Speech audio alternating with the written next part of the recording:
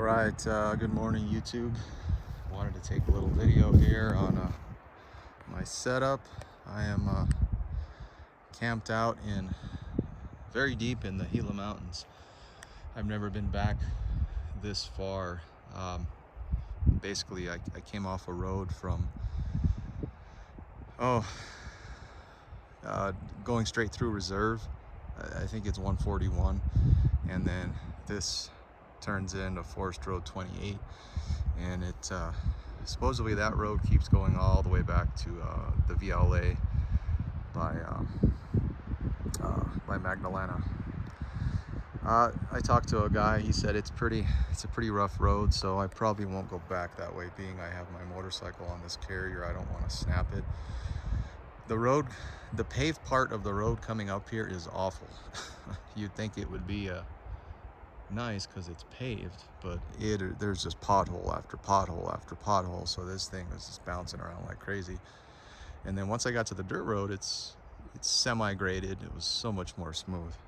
But I wanted to go to, so Ben Lilly campground is back here. I was originally going there, but it was getting real dark, so I had to just pull the trigger and just set up camp. I would have much rather been at a kind of a developed campsite just to have a bathroom and a table, but I have everything here. So just a quick setup here of my tent camping setup. I built this fire ring last night. I expanded it a little bit, just a simple fire ring. It's the way I like to do it. There's nothing sophisticated about it. I kind of put the mud around the rocks and dig a little bit of a shallow well, and man, that works good. And once I get close to going to sleep, I just let the coals, let it go to coals, and then I know it's safe because it's in the well of this. I did help. There was a guy that approached me last night, and he got stuck. Man, he got stuck bad. It's kind of like it's like there's something under the ground, some kind of running water, but it's really deceptive to where you pull up and it's like quicksand. He just sunk. So I tried to pull him out last night, and I budged him, but I started getting stuck. So I had to immediately stop, and we dug my tires out, and I was able to really, what got me out was digging the tires out and then just rotating the tires back and forth on the front. You know, I'm trying not to put too much stress on those tie rods, just nibbling back and forth, and then I was able to get out of that rut that I created. But man, you could see that how deep this mud was. I mean, it was like quicksand. This was the bad area right here. So luckily, these aren't mud terrains. These are all terrains. You know, and it probably would have helped if I aired down, but it was like 9 o'clock at night, and I hadn't eaten anything, and I was still setting up camp. So I just said, man, I got to get back. Here's my tent set up. I think I did a review on this before. I just have it's just a roll mattress here. It's nice. It's probably 3 inches thick, but it compresses down really good. And sleeping bag, I just use this as a blanket. I didn't even have to get in it last night. And there's my little nightstand. Xander sleeps over there. It says this is a 4-person tent. Realistically, 2 adults. I need to secure it. We did have a light rain. Need to secure it down, and then I did get I brought a canopy, or really it's a tarp that goes over this tent with some poles. So the wind calms down, I'll try to set it up. I brought my little Cabela's camp kitchen here. It has a sink.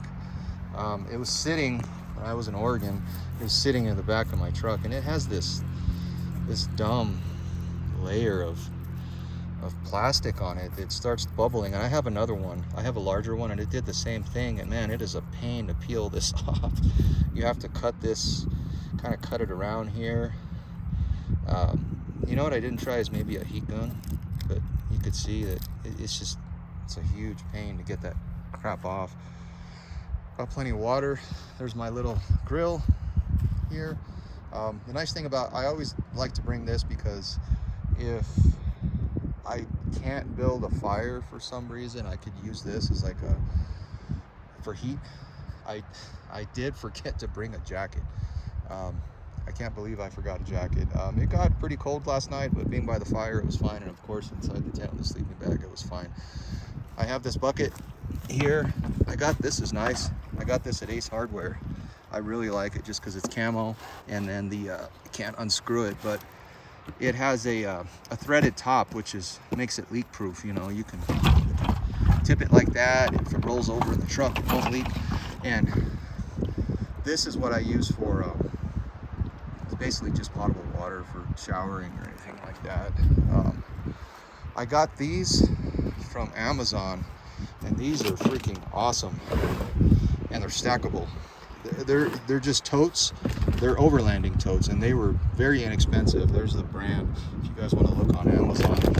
And they stack. This one stacks on this one, and I'm able to get it in there, and it works great. Yeah, I'm able to get a lot of stuff in those things. So very pleased with this. A lot of stuff on Amazon, I try it, then I return it. I don't like it. Another thing I'm experimenting with, I got this ice chest. This is brand new. This is the Igloo. I think it's the BMX 52. You know, it says 5 days, but the problem with the 5 days is that's really meant to, don't mess with it. You know, when you're scrummaging around in there for beer or food, or then you're breaking down your ice, and it's just, you know, realistically it's probably 2, and that's what I need it to do. I'm doing 2 nights up here.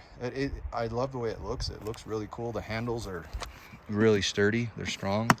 I mean, it is watering down already on the base there. And I didn't put a bottom layer on because I was in a rush, but that probably would have helped. I need to be a little more strategic when I fill that guy up to get the most bang for my buck with the ice. I brought the bike. I finally got around to ordering an ECU for this thing. So I ordered the AIM ECU through Takomoto, and I ordered the map switch. The whole reason I decided to get the AIMs was because of that map switch. It's just like my KTM, you could switch modes right on the fly, right at your fingertips. So that's what I'm looking forward to. There's a new one that's out. It's by Get. It's an Athena, Get Athena, and there's a gentleman on YouTube. His channel is Born Agoon. I think his name is Doug. But anyways, he did a exceptional video comparing the Vortex, the AIM, and the Get Athena. If you guys haven't seen that, check it out. I can put a link in there because he did an awesome job.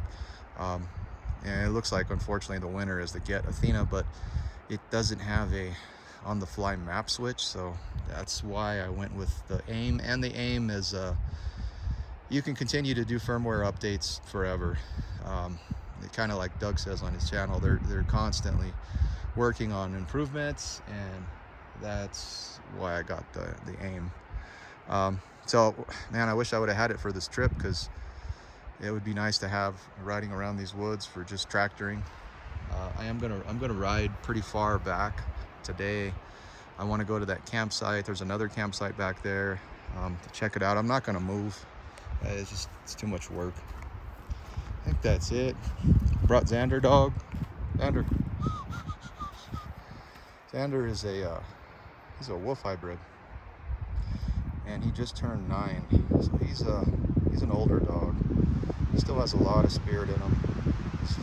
He's friendly, but he's protective.